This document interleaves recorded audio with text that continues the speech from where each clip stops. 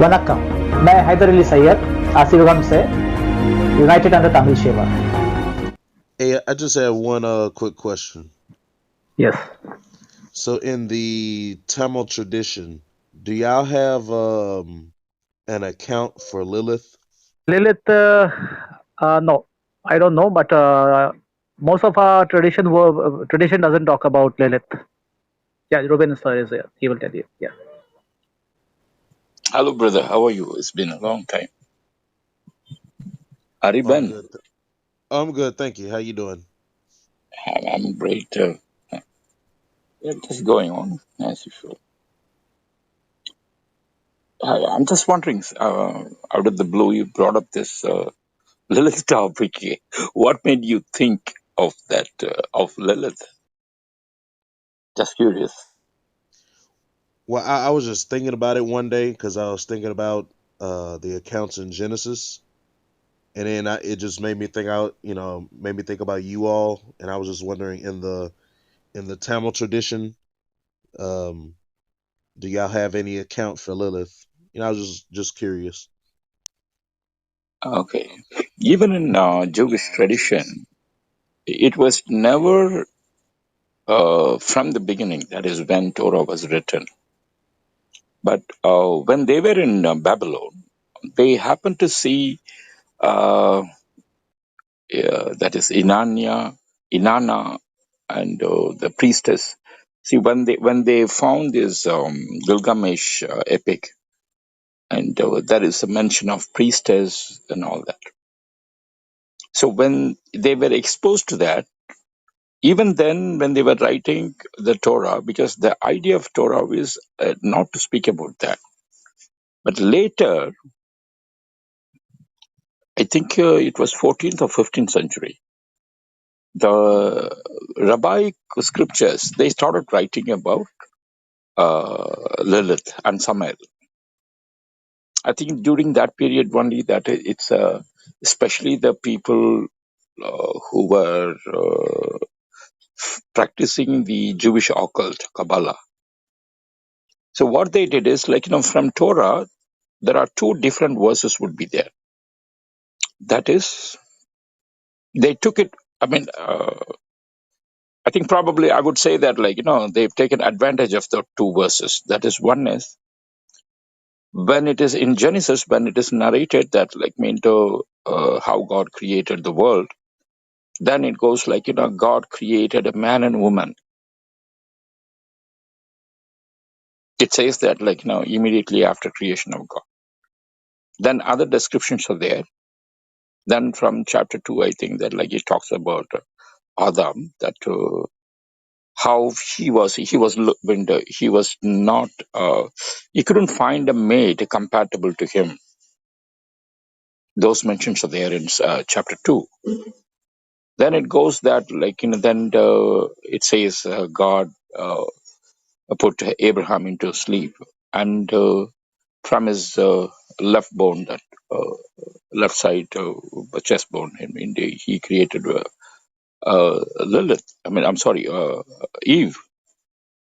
Now, so that became a debatable verses. That is, so since it is here that, how he was created and he was created and Eve was created, it has been described. Then the question comes that who is that man and woman who were created in the first chapter? So there is a huge gap between that, because every verse has a vast timeline. It cannot be understood in a very literal manner. God created in one day and all, but from one day to another day, there is a vast timeline is there. That's how the universe is basically. But in earlier days, they were taking it literally. They were calculating the numbers and everything, that a human lifetime, the lifespan itself,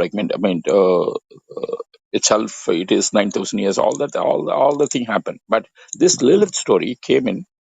It resembles so much about the Babylonian and old Mesopotamian or Sumerian goddesses.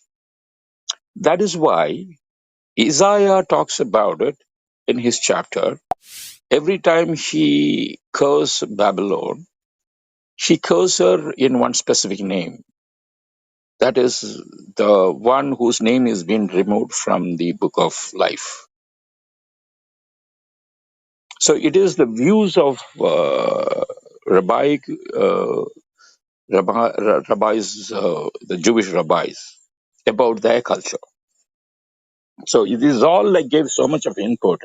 Then, I think 14th century, I think that they came up with that because people are so curious. People want to know a meaning behind the serpent and the tree and how what deceive. If you've read about Samhael, the Lilith and Samhael, how Samhael actually spoke to Eve, and I don't know which version you have read, because there is one specific version is there where Lilith refused to submit herself to Adam. And a lot of people, they actually do not understand Lilith's story. They look at her as women, a lot of these feminist women, they looking at her as feminist representation. So varieties of those stories has been said. But I'm not sure that whether people are referring to the original rabbinic script, the Jewish script, to talk about Lilith. So I don't know which version you talk about. If you give me one short narration, so I will understand which version you have. I You I know. have I haven't read a specific version. I mean, I just know the general, the general narrative of what is said about Lilith, but not any specific written version. Lilith is a female figure in Mesopotamian and Judaic mythology, alternatively the first wife of Adam and supposedly the primordial she-demon. Lilith is cited as having been banished from the Garden of Eden for not complying and obeying Adam. She is mentioned in Biblical Hebrew in the book of Isaiah, and in late antiquity in Mandean mythology and Jewish mythology sources from 500 CE onward. Lilith appears in Hastorola's incantations incorporating a short mythic story, in various concepts and localities that give partial descriptions of her.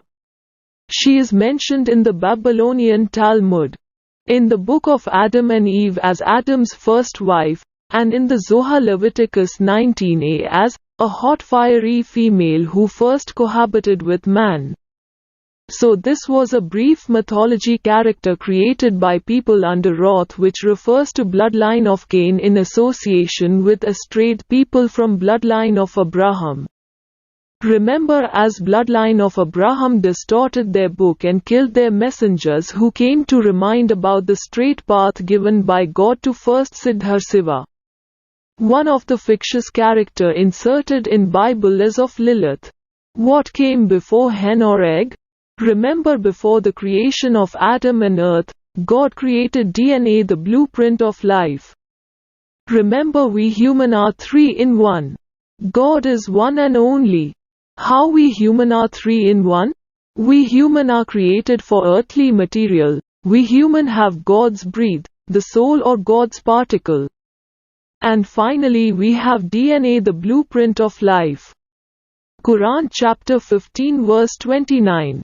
I read, and when I have proportioned him with black clay, and breathed into him of my soul, then fall down to him in prostration. With this we see two elements to make a human. Then from Adam rib Eve was created. The question is how the third element, that is DNA, the blueprint of life, entered human body. Tree of knowledge and tree of life. Here again the Syndicate removed the term tree of life and interpolated with term tree of knowledge. As per Tamil tradition, wisdom comes when one activate Kundalini Chakra.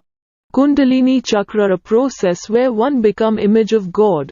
As per Tamil tradition, God taught by pen, giving all information on all subjects to first Siddharsiva. And Quran chapter 96 verse 1 to 5 confirms Tamil tradition. Remember, by eating some fruit one don't get knowledge.